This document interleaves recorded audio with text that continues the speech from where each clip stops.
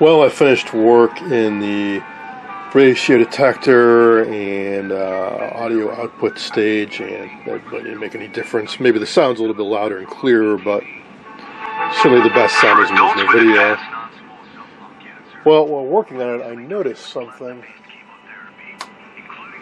This is the ratio detector, and it looks to me like the threads are a lot cleaner for the bottom half of this, which makes me think that somebody tinkered with this and backed it off quite a bit. Since I know I'm going to be doing an alignment anyways, I don't see a whole lot of harm in me cranking this down.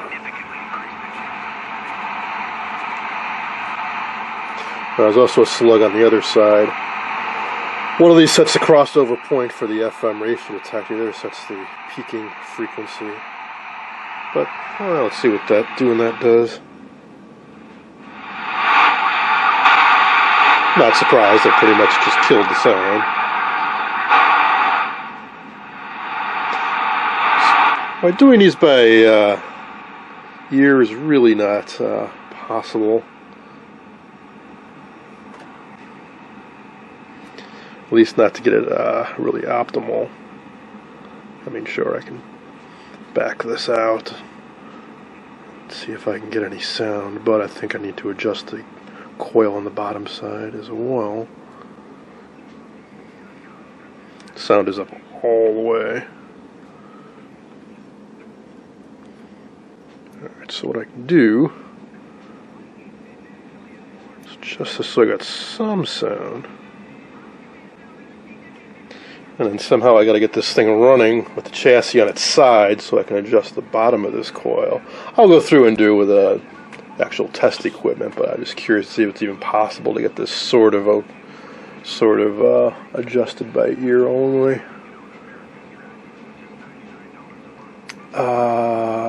Now, one thing I can do is just take the CRT out and put my dummy load in there, because I don't actually need to see the picture because I know it's adjusted right now. If I don't mess with the fine tuning, I don't need to have the CRT hooked up. It'll make it easier to put this thing on its side. Here's a look at the schematic. I'm more accustomed to sets that have split carrier sound. There's a couple sound IF stages, but no, in this we go right for the video amp. And it looks like this is the only coil in the thing, top and bottom, so I guess that is all there is to adjust, and it just goes to the audio amp stages. So, here it is on its side, and there is the bottom of that coil. So, put it up all the way. And let's see, if I can do this without knocking the chassis over.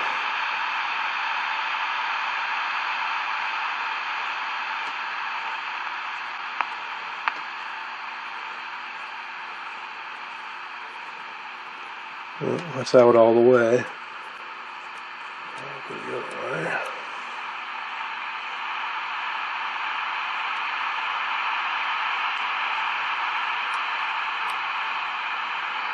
And yeah, I'm not getting anything.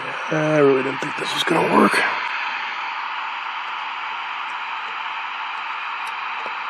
But I've got detailed alignment instructions and I've got the right equipment, so.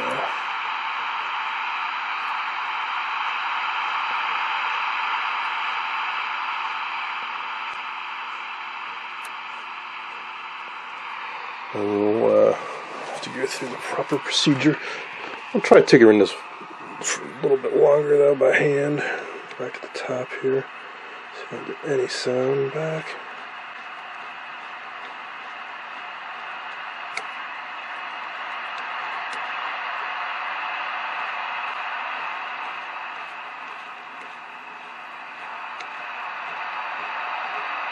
So you can certainly make the static louder, but no actual intelligible sound.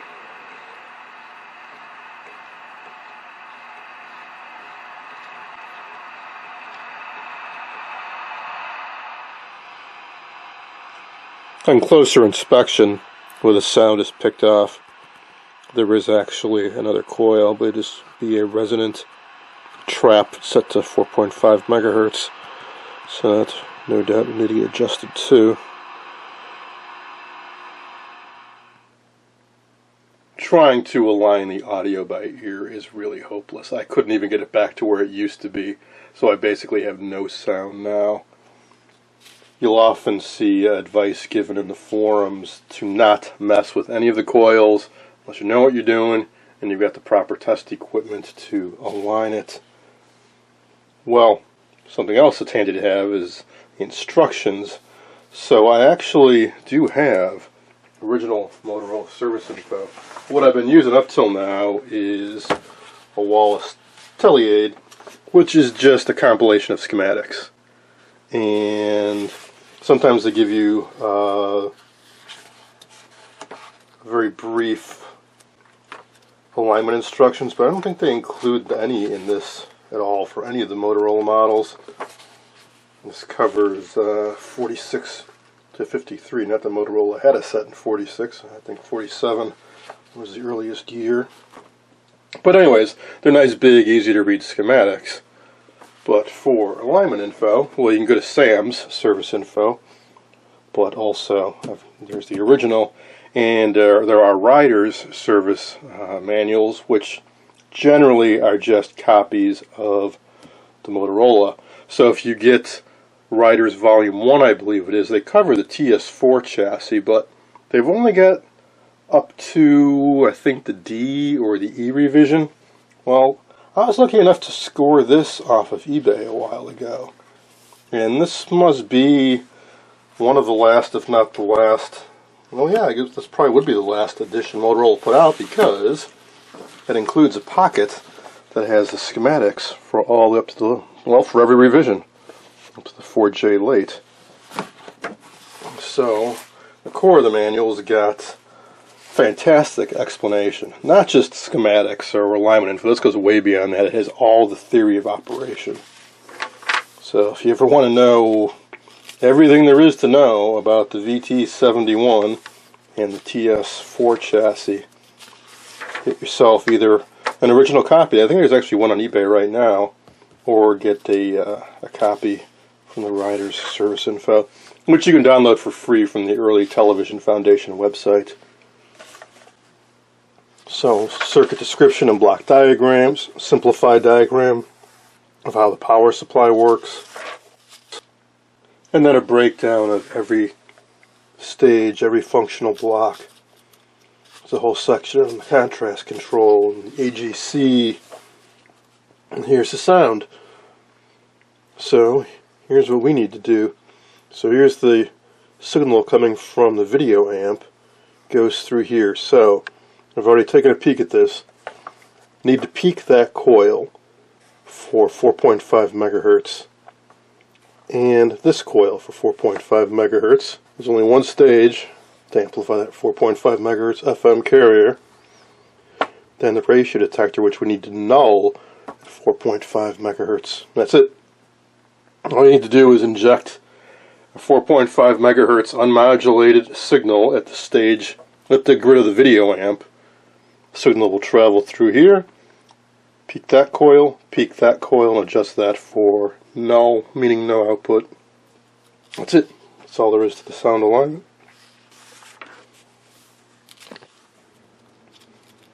Something else that's really cool in this is the diagrams. Here's the alignment procedure. I'm going to start out with the sound like I just described. We'll talk about feeding in 5 megahertz signal, and they show the location of the coils. So here's that one for the pick-off coil, and then the top of that big can coil we peak, and the bottom is the one we adjust for null. And that's all there is to it. Aligning the rest of it's a bit more complicated, but hopefully I won't need to do any of that. They explain about the oscillators for channels. Notice it says channel 3 or 4, 5 or 6, 8 or 9, 10 or 11. There's only 8 positions on this channel selector, so you got to pick and choose which channels you want to receive and adjust them accordingly. So anyways, we get through all that, and we get waveforms, troubleshooting guide, all kinds of great stuff, and parts list. Very detailed parts list. But this is the neat thing. Very detailed diagrams. They kind of look like high-res photographs that were then hand enhanced. So there's the 4B. And I don't know if they have the 4H in here, but if they do, I think it ends at the 4D. But if it did have the 4H, I could have used it as a reference to see what had been modified in the chassis I have. But fortunately, they don't go up. Oh no, I take that back. I did not look far enough. Yes. There's the G, and here's the H. Kind of odd that they just have it in small sections.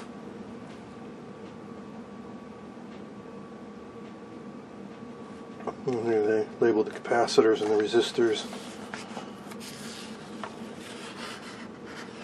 It doesn't quite seem complete enough, so we just got the area around the controls. But what about the rest of the chassis? It's probably pretty darn similar to the 4G they show in the preceding pages. Maybe that's why they only show this section, because that's the only section that really differs from the 4H.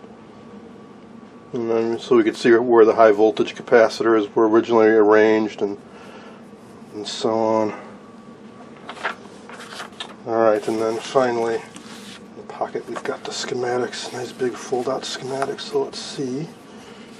The 4H is in here. So this seems to be like it's seen very little use.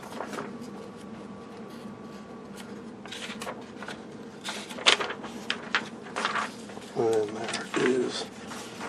Very nice, crisp, easy to read. And I do believe it is identical to the one that I've been using. So unlike Sam's, who would literally buy a TV and reverse engineer it, other companies like Wallace worked with the manufacturers and reprinted the original, so you can be pretty confident that it's accurate. Alright, so get this out of the way and dig up some test equipment and get set up for the alignment.